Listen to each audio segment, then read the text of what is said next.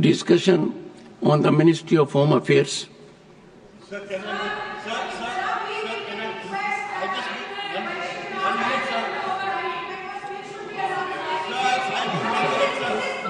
Further discussion on the working of the Ministry of Home Affairs raised by Sri Saket Gokhale on the 19th March 2025. On 19th March 2025, Dr. Sudhanshu Trivedi had not concluded his speech while participating in the discussion. I now call upon Dr. Sudhanshu Trivedi to conclude his speech. Dr. Sudhanshu Trivedi.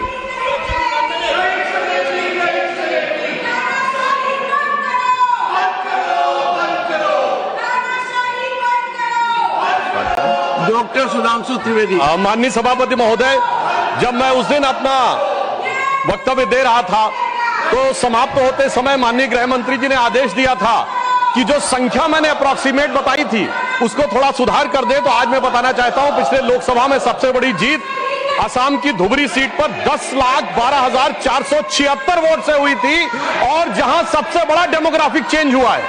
परंतु इस सुधार के साथ मैं कुछ निखार या विकार भी बताना चाहता हूं। मैं बताना चाहता हूं, पिछला लोकसभा चुनाव एकमात्र चुनाव था भारत के इतिहास का जहां बांग्लादेश के अखबार में इनकी पार्टी के एक बड़े नेता ने, डेली स्टार अखबार का नाम है, जिसमें आर्टिकल लिखा जिसका नाम था मोदी हैज टू गो।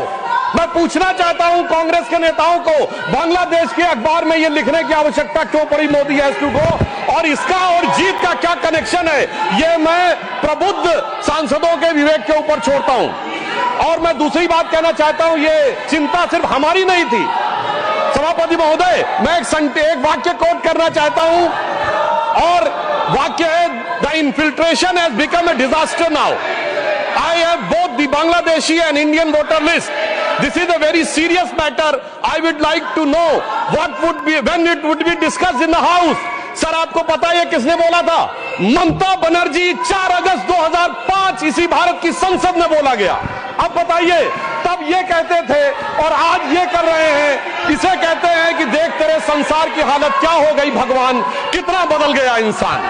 अब मैं ये भी कहना चाहता हूं, इसी भाव के अनुसार जो पूरे संसद का विचार था, जब माननीय गृह मंत्री जी सीए का विचार प्रस्ताव लाए तो उस समय पूरे देश में शाहीन बाग बनाने का प्रयास किया गया और नाना प्रकार के आरोप प्रत्यारोप लगाए गए कि अमुक को क्यों नहीं दिया जा रहा है, दूसरे को क्यों नहीं दिया जा रहा है। तो मैं बताना चाहता हूं, जो लोग हमसे उस समय पूछते थे कि सीए का लेजिस्लेशन जो होम मिनिस्ट्री लाई थी उसमें परसिक्यूशन क्यों नहीं दिख रहा था, तो मैं उनसे कहना चाहता हूं, अब तो कम से कम बांग्लादेश की घटनाओं के बाद माफी मांगनी चाहिए कि परसिक्यूशन नहीं दिखाई पड़ रहा था जिन लोगों को।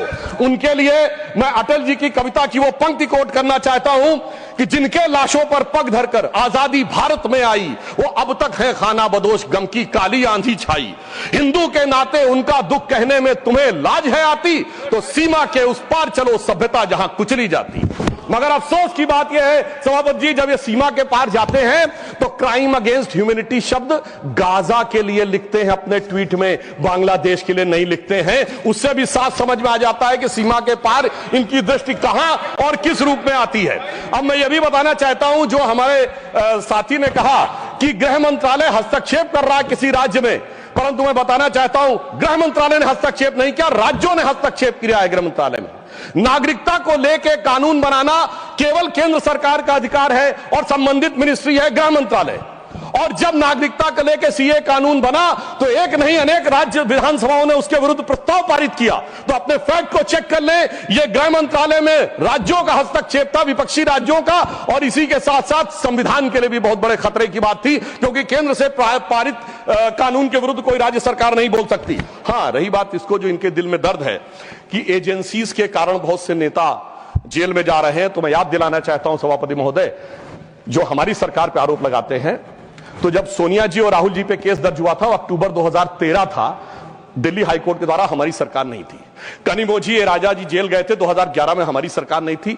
सुरेश कालमाड़ी जेल गए 2010 में, हमारी सरकार नहीं थी। शिबू सोरेन जेल गए 2006 में, हमारी सरकार नहीं थी। मधु कौड़ा जेल गए 2008 में, हमारी सरकार नहीं थी।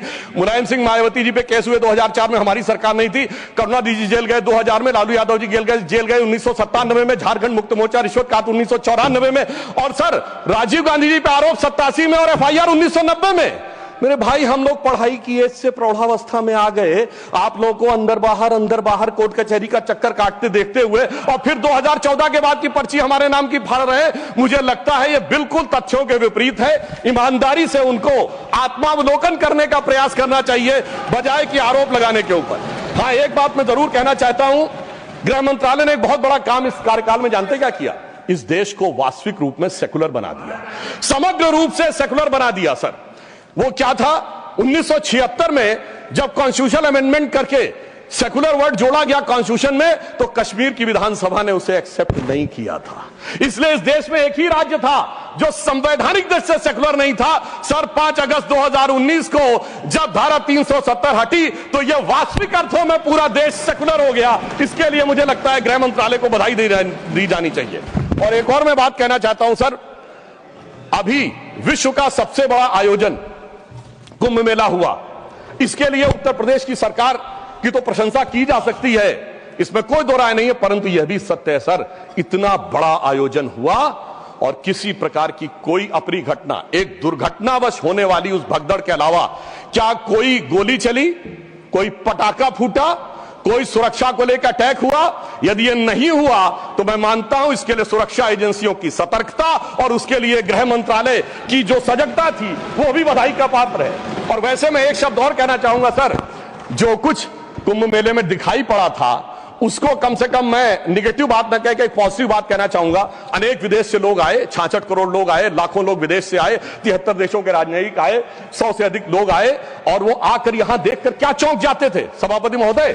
कोई कहता था दुनिया में सब कुछ पैसे के लिए होता है, मार्क्स, तो कोई कहता था सब फिजिकल प्लेजर के लिए होता है, फ्राइड, तो कोई कहता था नेम एंड फेम के लिए होता है। परंतु जब हमारे यहां नागा सन्यासियों को देखते थे तो पश्चिम के लोग आके जानते कि वो चौंक जाते थे। उसे एक पंक्ति में कहूं कि वो सुख खोजे भौतिकता में, मदिरा में मांस की बोटी में, ये भस्म रमाए अपने तन पर खुश है सिर्फ लंगोटी में। और सभापति महोदय, मार्क्स भी फेल, मैक्स वेबर भी फेल, फ्राइड भी फेल। कम से कम ये प्रेरणा देनी चाहिए भारतीय संस्कृति के बारे में। और परंतु मैं क्या कहूं, दुनिया की सबसे बड़ी कंपनी स्टीव जॉब्स के और एप्पल के, मतलब सबसे एडवांस कंपनियों में से एक, उनकी पत्नी लॉरेन पावेल भी आई और नाम भी उन्होंने कमला देवी रखा। परंतु कुछ लोगों को उसके बाद भी उसमें स्नान करने में समस्या नजर आई। तो मैं ईमानदारी से और विनम्रता से कहना चाहता हूं, सभी धर्मों की भावना का सम्मान होना चाहिए। गंगा जल का सिर्फ सम्मान हमारे धर्म में नहीं है, काबा में भी एक आबे जमजम है और वहां के जल को भी वैसे ही पवित्र माना जाता है और माना जाता है कि उससे पाप कटते हैं। जब आप वेटिकन जाते हैं तो पोप भी आपके ऊपर जल छिड़कते हैं और कहते हैं this removes you from all the sin. मैं चुनौती से कहता हूं, इनमें से कोई किसी के बारे में बोल सकता है? सबका सम्मान करिए परंतु सनातन का अपमान मत करिए। मैं मानता हूं कि इरेडिकेशन ऑफ सनातन धर्म आपका विचार है, परंतु उसे कम से कम अपने राजनीतिक वक्तव्यों में आप आने का प्रयास मत करिए। परंतु मैं एक बात और कहना चाहता हूं, अभी हमारे डीएमके के लोग डिलिमिटेशंस के बारे में बोल रहे थे, उनकी कंसर्न समझी जा सकती है, परंतु मैं सिर्फ एक बात कहूं सर, जनसंख्या का यदि उनको लगता है कि किसी जगह विचार बढ़ रहा है संख्या और किसी जगह नियंत्रित है, चूंकि उन्होंने नियंत्रित की है, तो सर ये सिर्फ ज्योग्राफी पर ही है कि सोसाइटी पर भी लागू होगा।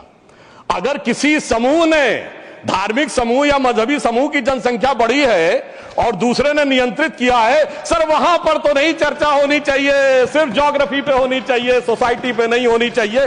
और मैं ईमानदारी से कहना चाहता हूं, यदि विचार जनसंख्या नियंत्रण का कानून लाने का समर्थन करिए तो मुझे लगता है इस विषय के ऊपर ईमानदारी से काम करने का प्रयास करना चाहिए। अब मैं एक और बात कहना चाह रहा हूं सर, टैक्स कहना चाह रहा हूं कि राज्यों का समन्वय भी केंद्र सरकार के गृह मंत्रालय के अंडर में आता है, परंतु राज्यों का समन्वय का विषय दोनों तरफ से होता है। राज्यों के ऊपर भी दायित्व है समन्वय का और केंद्र के ऊपर भी दायित्व है। इसीलिए मैं कहना चाहता हूं, परंतु जब ऐसी बातें उठती हैं कि किसी राज्य का कोई मंत्री कहता है कि टैक्स कलेक्शन वहां ज्यादा हो रहा है तो हमें अलग हो जाना चाहिए, तो किसी राज्य का मंत्री उत्तर भारत के किन्हीं राज्यों के लिए या बिहार के लिए आपत्तिजनक बातें कहना शुरू करता है, इससे राज्यों का जो समन्वय है वो गिरता है। और मैं कहना चाहता हूं सर, समन्वय का सबसे दुखद उदाहरण था इसी संसद के एक सदस्य ने छत्तीसगढ़, राजस्थान और मध्य प्रदेश में हमारी जीत के बाद इस सदन के नहीं, दूसरे सदन के सदस्य ने यह शब्द बोला था कि भाजपा सिर्फ गोमूत्र वाले राज्यों में जीत सकती है। तो मैं उनको बताना चाहता हूं सर जिनके की दिमाग में मैकाले और मार्क्स का वायरस भरा है, तो उन्हें बताना चाहता हूं कि गोमूत्र का anti bacterial, anti fungal, anti cancer के लिए मेडिसिनल पेटेंट है और पेटेंट का नंबर है 64100059। तो मैं कहना चाहता हूं कृपया जाके अपने मन से मैकाले और मार्क्स का मैल साफ करिए, तो राज्यों में समन्वय बहुत बेहतर ढंग से दिखाई पड़ेगा। और मैं अंत में सभापति महोदय, सिर्फ मैंने जहां से बात प्रारंभ किया था वहां पे बात को समाप्त करता हूं। एक उदाहरण देना चाहता हूं। एक फिल्म आई थी एक दौर में जिसका नाम था वेडनेसडे, जिसमें नसीरुद्दीन शाह जी ने एक आम आदमी का रोल किया था और उसमें एक सर डायलॉग था जिसमें वो कहते हैं कि जब व्यक्ति घर से निकलता है तो हर 1-2 घंटे के बाद उसकी पत्नी पूछती है ऑफिस पहुंच गए कि नहीं, चाय पी ली कि नहीं, खाना खा लिया कि नहीं, वापस आ रहे हो कि नहीं। तो उन्होंने कहा वो इसलिए नहीं पूछती कि वो जानना चाहती है चाय पिया कि नहीं, खाना खाया कि नहीं। वो दौर था जिसमें वो कह रहा है कि वो इसलिए पूछ रही कि वो जानना चाहती तुम जिंदा हो कि नहीं, क्योंकि वो दौर था इनकी सरकार का जिस जमाने में घर से आदमी निकलता था, उसने कहा लगता है जंग पे निकल रहा है, तो ऐसा प्रतीत होता था कि मानो वो कह रहा हो कि उजाले अपनी यादों के हमारे संग रहने दो, न जाने किस गली में जिंदगी की शाम हो जाए। मगर उस शाम के बाद जो सुबह हुई है हमारी सरकार आने के बाद और जो गृह मंत्रालय ने किया है वो पूरे देश को दिखाई पड़ता है। तो मैं अंत में सर सिर्फ ये कहना चाहूंगा, मैं ये मानता हूं कि हमारे गृह मंत्रालय ने जो काम किया है वो संवेदना, संकल्प, समन्वय और सुदृढ़ता के साथ किया है। मणिपुर जैसे विषयों के लिए पूरी संवेदना से काम किया है, कश्मीर जैसे विषयों के लिए संकल्प के साथ काम किया है, राज्यों के साथ समन्वय के लिए समन्वय की भावना से काम किया है और आंतरिक सुरक्षा के लिए पूरी सुदृढ़ता के साथ काम किया है। और जब कठोर निर्णय लेने होते हैं और देश की सुरक्षा को लेकर कुछ कठोरता करनी होती तो कुछ लोगों को थोड़ा कष्ट जरूर हुआ होगा।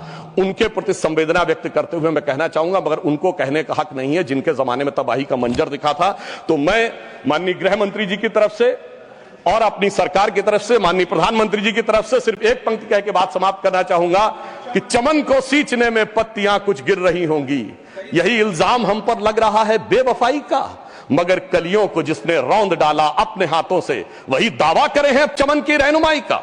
धन्यवाद।